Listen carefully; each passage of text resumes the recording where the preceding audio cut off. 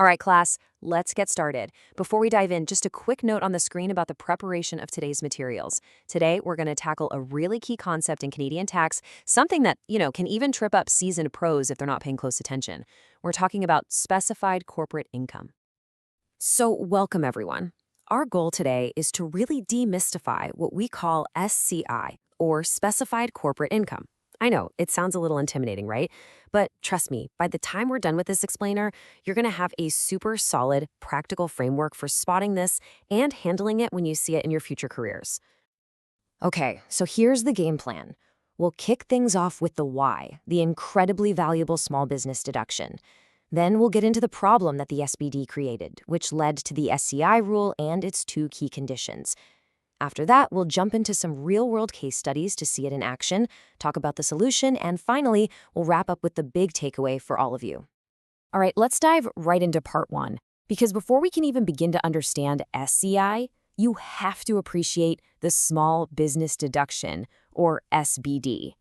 Honestly, this whole thing is the reason the SCI rule even exists in the first place. So what's the big deal with the SBD? Well, just look at this. The difference is pretty staggering. Let's use British Columbia for our example. A small Canadian business, a CCPC, that qualifies for the SBD pays around 13% tax on its first $500,000 of income. But if you don't qualify, that rate shoots up to 26%. We're talking about literally paying double the tax. It's a huge, huge difference. And let's put that in dollar terms because that's what really matters to clients, right?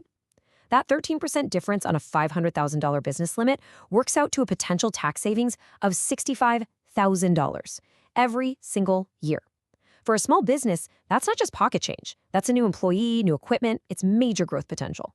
So you can see why every eligible company wants to get its hands on this deduction. Okay, on to part two. So whenever you have something that valuable in the tax system, what happens? People get creative.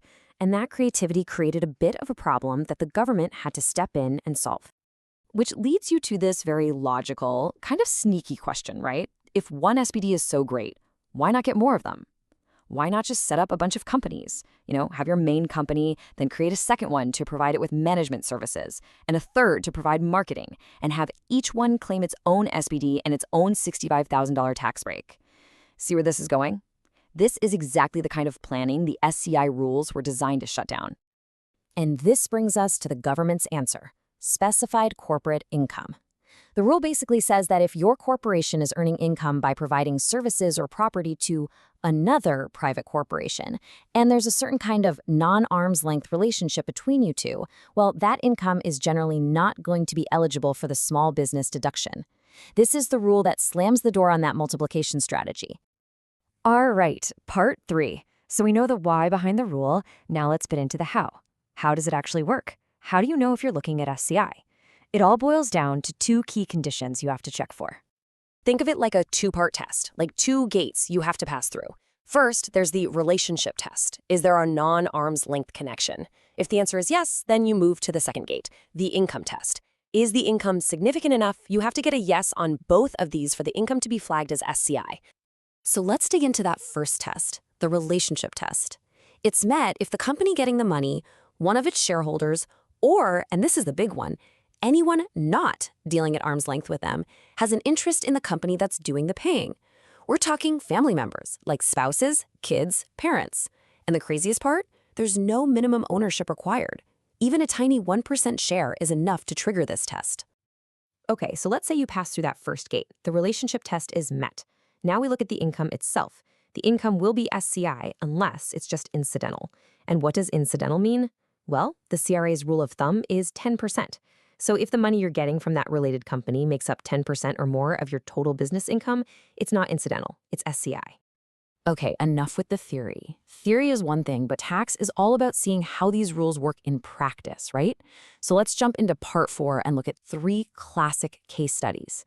This is where it all comes together. First up, let's talk about a lawyer, Mr. A. He's got his own personal law corporation, and it provides services to a bigger firm, ABC Law, Inc., where he also happens to be a 15% owner.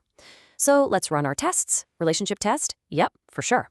A shareholder of his personal corp, that's him, has a direct interest in the payer, ABC Law. And assuming this is his main gig, the income is definitely more than 10%. So what's the verdict? It's SCI. He is not getting the SBD on that income unless the big firm agrees to assign some of its business limit over to his personal company. Okay, case number 2, the consultant.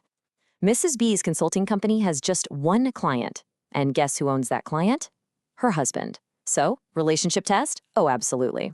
Spouses are always considered non-arm's length for tax purposes. And the income test? Well, if it's her only client, then 100% of her income comes from that one source. So that's an easy yes. This is a textbook example of SI. And for our third case, a contractor, Mr. C. His company does some work for another company owned by his brother. Again, relationship test? Yes. Brothers are non-arm's length. But here's the twist. Is it SCI? Well, it depends. This is where that 10% income test is absolutely critical. If the work he does for his brother's company is, say, 25% of his business for the year, then yeah, it's SCI. But what if it's just a small job, only 5% of his total income? Then it's incidental, and boom, the SCI rules don't apply to that income. Okay, part 5. We're getting pretty good at spotting the problem now. But what's the fix? What do you actually do when you realize a client has SCI?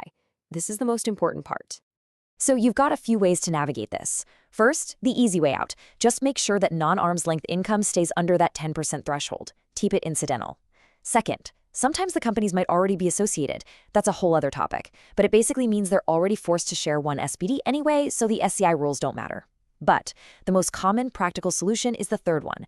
The company that's paying the money can formally assign a piece of its own $500,000 business limit over to the company that's receiving it. That allows the smaller company to access that low tax rate after all. All right, let's bring it all home with part 6. If you remember only one thing from our time together today, I want it to be this next point. Here is the bottom line. As a future tax advisor, you can't just look at a business transaction on the surface anymore. You have to play detective. You have to dig deeper into the relationships behind the money. You need to be asking, who owns these companies? Are the owners related? Is there any cross-ownership, no matter how tiny? These questions aren't just details anymore. They are absolutely fundamental to figuring out if your client gets to claim that all-important small business deduction. So I'll leave you with this question to think about before our next class. You're meeting a new client. It's a classic family business, and they've got a few different corporations set up, which is very common. Based on everything we just learned, what is the very first question that should pop into your head to see if they're walking into an SCI trap? Give that some thought. We'll kick off our next session with that.